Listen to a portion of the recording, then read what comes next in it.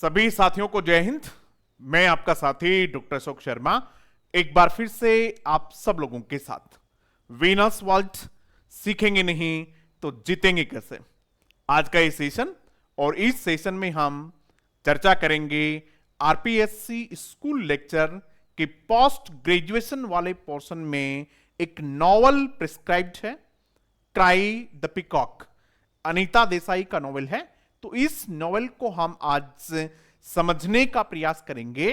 मुख्य रूप से हम एक क्वेश्चन लेंगे, PYQ, प्रीवियस ईयर्स में आए हुए जो क्वेश्चन है उनमें से कोई एक क्वेश्चन लेंगे और उस क्वेश्चन के माध्यम से ये समझने का प्रयास करेंगे कि किस प्रकार से आपको अनीता देसाई के इस नॉवल को तैयार करना है, किस प्रकार के क्वेश्चंस एग्जाम में पूछे जाते हैं और इस नॉवल को तैयार करते समय आपकी अप्रोच क्या होनी चाहिए, किस प्रकार से आप पे एग्जाम ओरिएंटेड हो सकते हैं।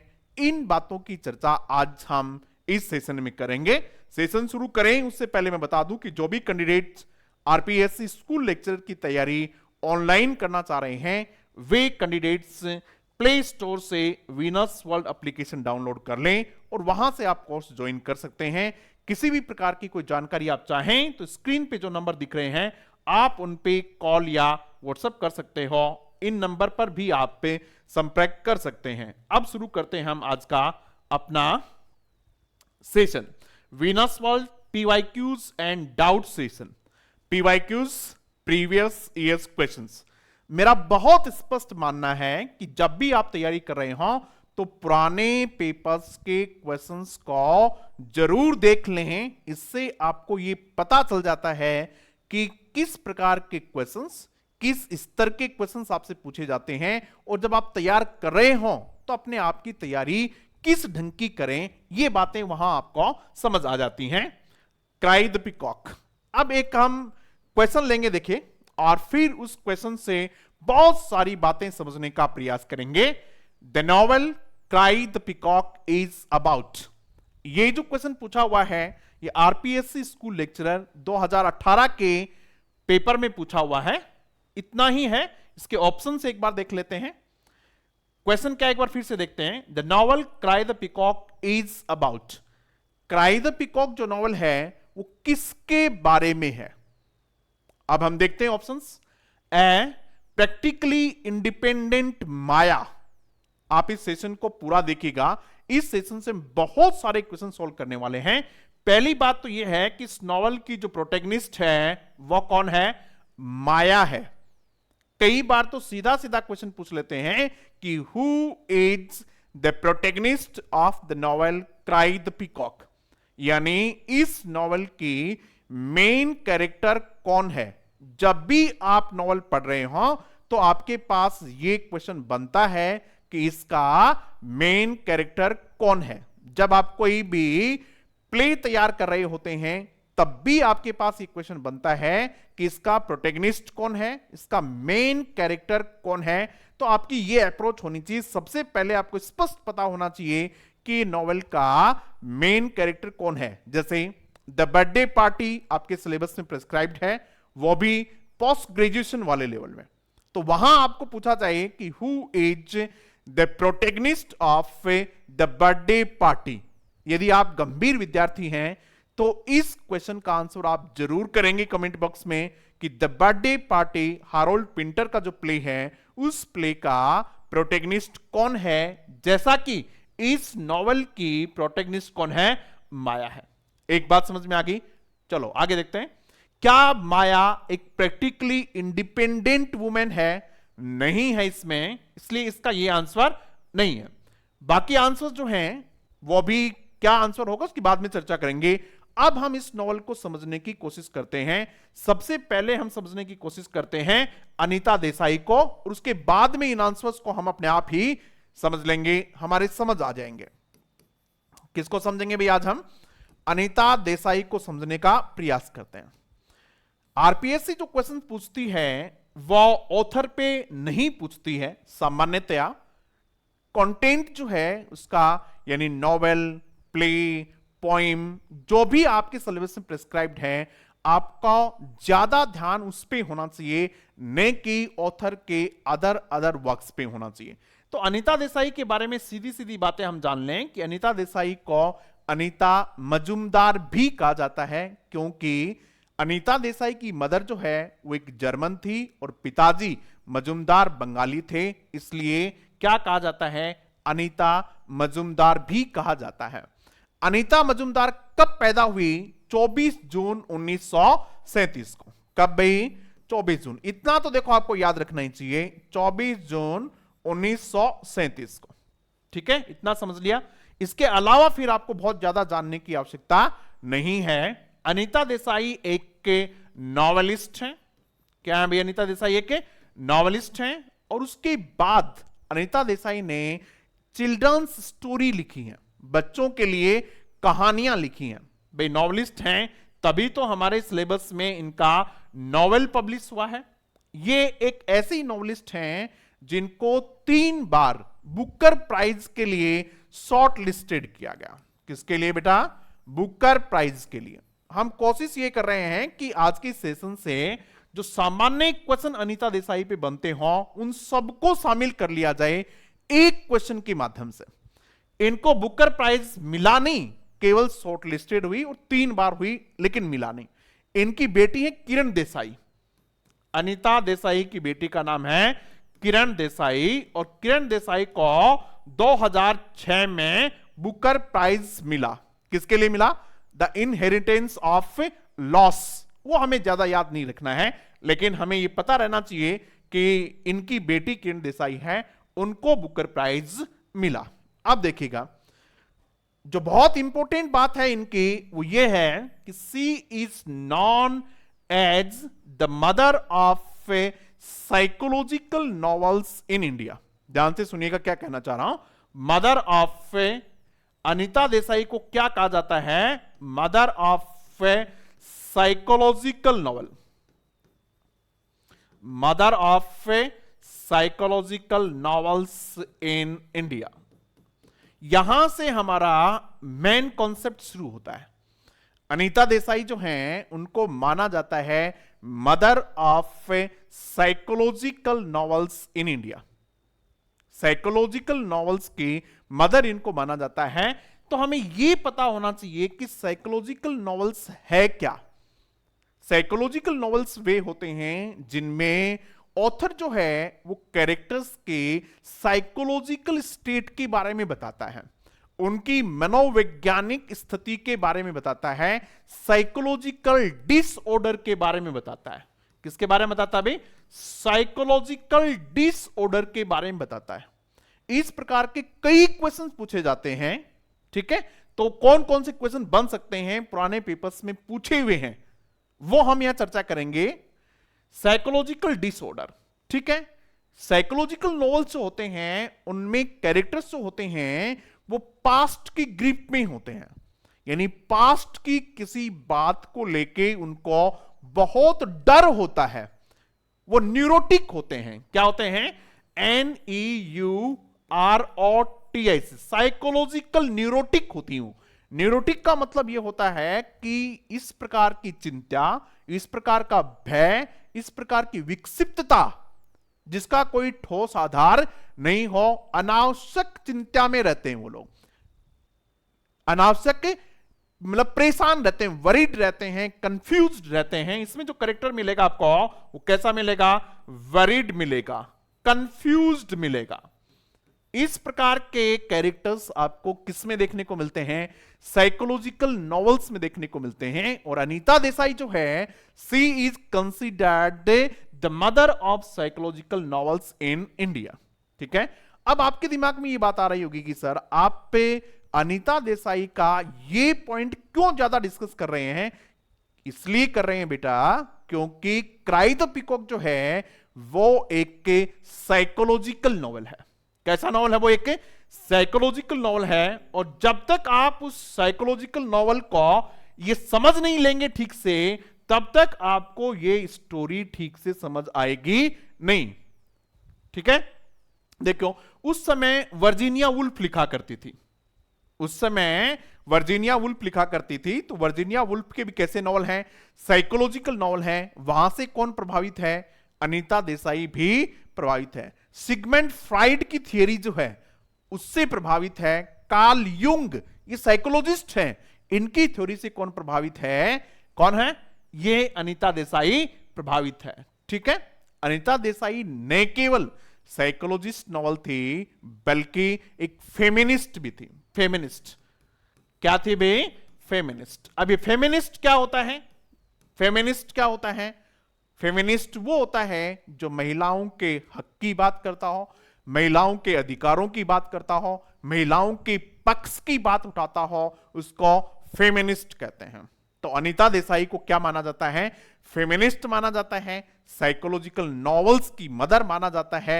हालांकि एक बार इंटरव्यू में अनीता देसाई ने कहा कि मैं कोई फेमिनिस्ट वगैरह नहीं हूं, लेकिन उनके नॉवेल्स से ये स्टेब्लिश हो जाता है, स्थापित हो जाता है कि वो फेमिनिस्ट हैं, क्योंकि उनके जो नॉवेल्स हैं, उनकी जो प्रोटैगनिस्ट हैं वो कौन है, फीमेल प्रोटैगनिस्ट है।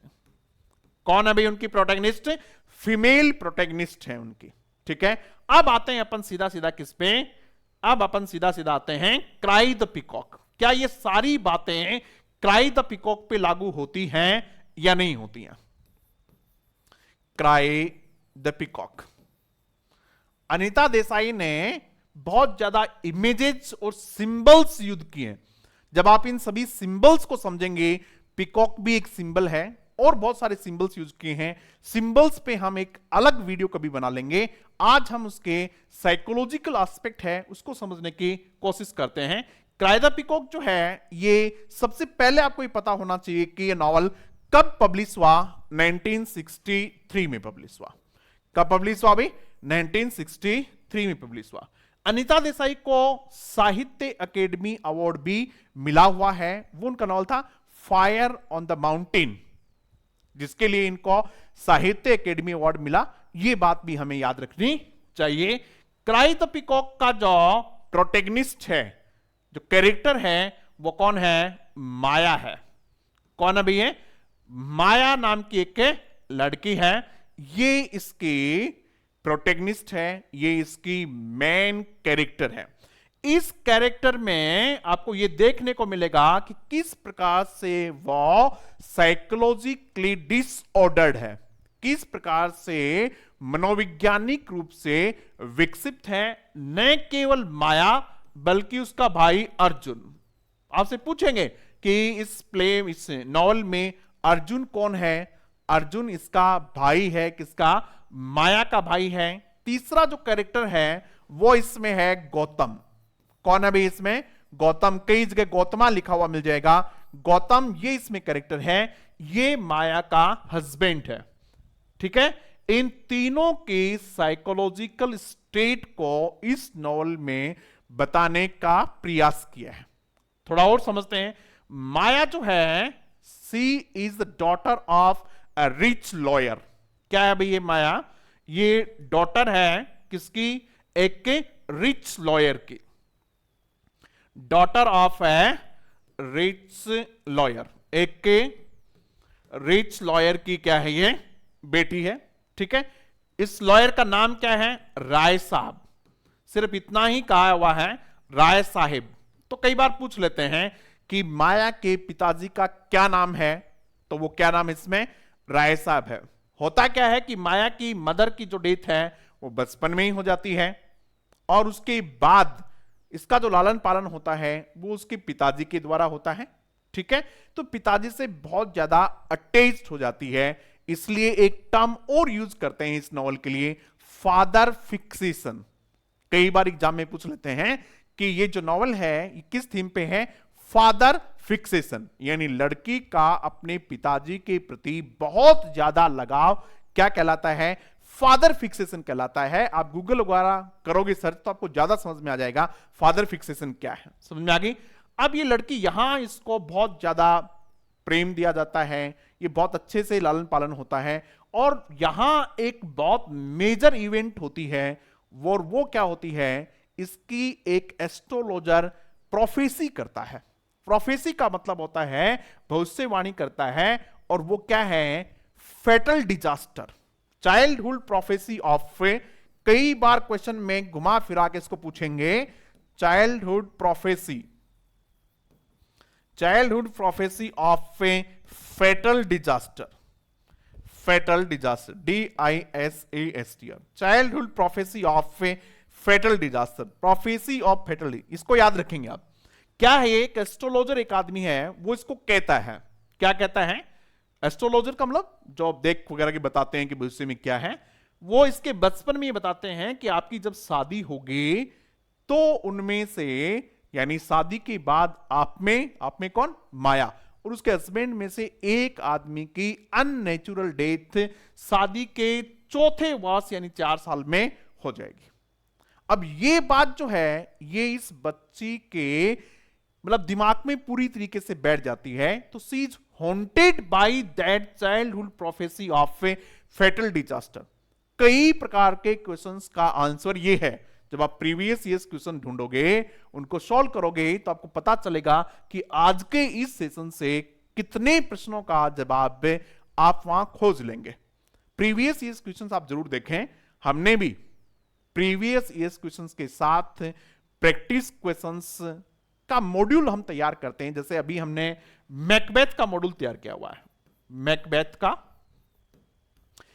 वीनस मॉड्यूल नाम से मैकबेथ, उसमें हमने कंप्लीट टेक्स्ट दिया है, फिर उसकी समरी दी है, इंपॉर्टेंट कोटेशंस दिए हैं, उसके बाद में सारे प्रीवियस ईयर्स क्वेश्चंस और उनकी भी बहुत अच्छे से एक्सप्लेनेशन और प्रैक्टिस क्वेश्चंस। यानी यदि आप पे वीनस मैकबेथ तैयार कर लेते हैं तो मैकबेथ को आपको इधर उधर से देखने की जरूरत नहीं है, जल्दी ही आपको एज यू लाइक इट का मिल जाएगा। और उसके बाद बहुत जल्दी ही आपको मॉड्यूल जो है पोस्ट ग्रेजुएशन लेवल का एक, जिसमें कौन कौन सी चीजें हैं?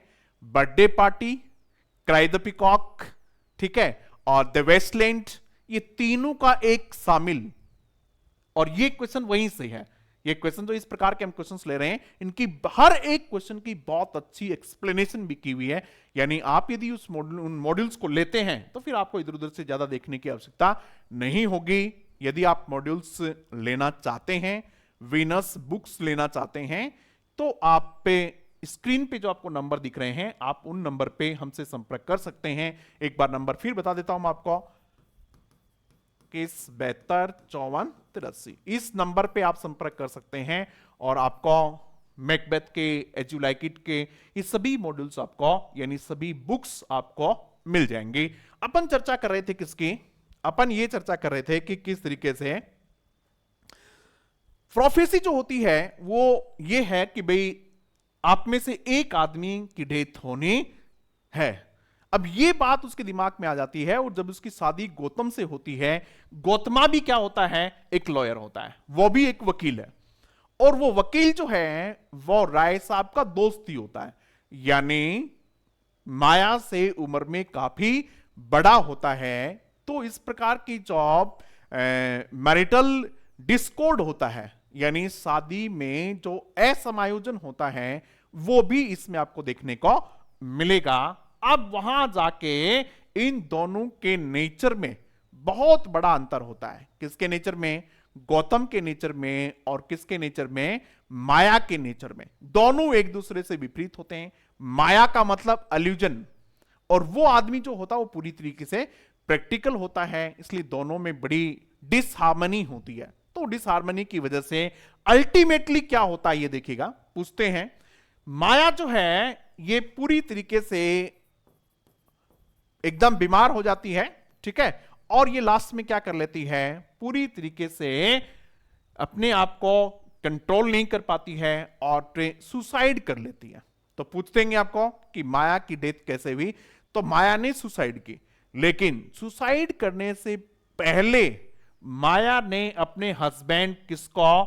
अपने हस्बैंड गौतम को, किसको भाई? अपने हस्बैंड गौतम को छत से फेंक दिया, धक्का मार दिया, यानी इसकी भी उसने क्या कर दी? डेथ कर दी, और खुद ने क्या कर ली? सुसाइड कर ली। तो अलग अलग प्रकार के क्वेश्चंस इसमें आप लोगों को देखने को मिलते हैं। इसकी थीम क्या है?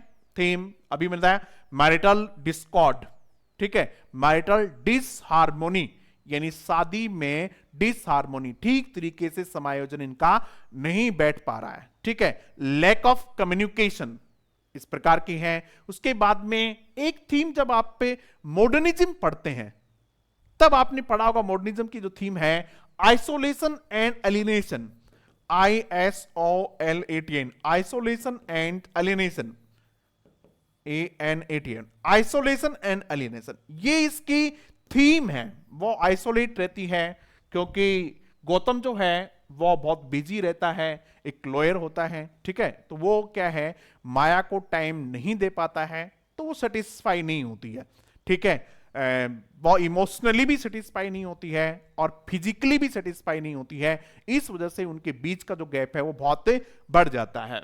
माया जो है वो इमोशनल है, माया क्या है, इमोशनल है, हाइपर सेंसिटिव है, सेंसिटिव ही नहीं, क्या है, HYP, हाइपर सेंसिटिव। और जो गौतम है वो पूरी तरीके से प्रैक्टिकल है, गौतम पूरी तरीके से प्रैक्टिकल है। इसका देखो एग्जांपल एक और मिलता है कि टोटो, टोटो क्या है, एग्जाम में ये भी पूछ लेते हैं इससे क्वेश्चन कि टोटो क्या है। टोटो माया का एक पेट डॉग है, कुत्ता है एक, और पहले ही पार्ट में इस कुत्ते की क्या हो जाती है, डेथ हो जाती है। कुत्ते की डेथ होने के बाद माया बहुत ज्यादा परेशान हो जाती है क्योंकि उसको हर जगह डेथ दिखने लग जाती है, क्योंकि उसको जो बचपन की जो प्रोफेसी थी, वो भविष्यवाणी, वो उसके दिमाग में आती रहती है। लेकिन किसको, गौतम को कोई फर्क नहीं पड़ता, वो कहता है कि चलो भी नगर पालिका वालों को बुलाया और कुत्ते की डेड बॉडी को उठाया और भिजवा दिया। यही है, माया को बहुत बुरा लगा इस बात से। और वहां एक बहुत शानदार कोटेशन भी है जो इसी बार शायद 2022 वाले एग्जाम में पूछा गया था, कि वहां माया कहती है कि pets are not mere pets, कि जो डॉग, ये कुत्ते वगैरह जो हैं, केवल मेरे लिए पेट नहीं है, ये मेरे लिए इससे ज्यादा बढ़ के बहुत कुछ है। लेकिन गौतम के लिए कुत्ता कुत्ता ही है, वो कहता है कुत्ता मर गया बिल्ली ला देंगे, कोई फर्क नहीं है। तो वो इस प्रकार के है। तो दोनों में क्या रहता है, बहुत ज्यादा अंतर रहता है। एक बात और साइकोलॉजिकल नॉवेल्स की, कई बार एग्जाम में पूछते हैं, पूछा हुआ भी है ये, कि इसमें जो मेजर एक्शंस हैं वो कहां घटित होती हैं, मेजर जो ज्यादातर जो एक्शंस हैं वो इसमें कहां घटित होती हैं। तो वहां आपको एक ऑप्शन मिलता है, in the mind of the protagonist Maya. तो साइकोलॉजिकल नॉवेल्स की विशेषता है कि ज्यादातर घटनाएं जो होती हैं वो कहां, कैरेक्टर के माइंड में ही होती हैं, क्योंकि साइकोलॉजिकल नॉवेल्स का मतलब ही ये होता है। तो इस प्रकार का ये क्या है, नॉवेल है। एक क्वेश्चन से हमने इसकी मोटी मोटी बातें आपको समझाने के प्रयास की कि आप इसको तैयार करें तो इसके साइकोलॉजिकल एस्पेक्ट को बहुत अच्छे से। एक एस्पेक्ट और है इसका बहुत इंपॉर्टेंट, वो क्या है, इसमें जो सिंबल्स यूज किए हुए हैं उस पर फिर कभी एक चर्चा करेंगे। अब आते हैं अपन इस क्वेश्चन पे, देखिएगा। The novel cry the peacock is about practically independent Maya. नहीं, न तो प्रैक्टिकल है और न इंडिपेंडेंट है।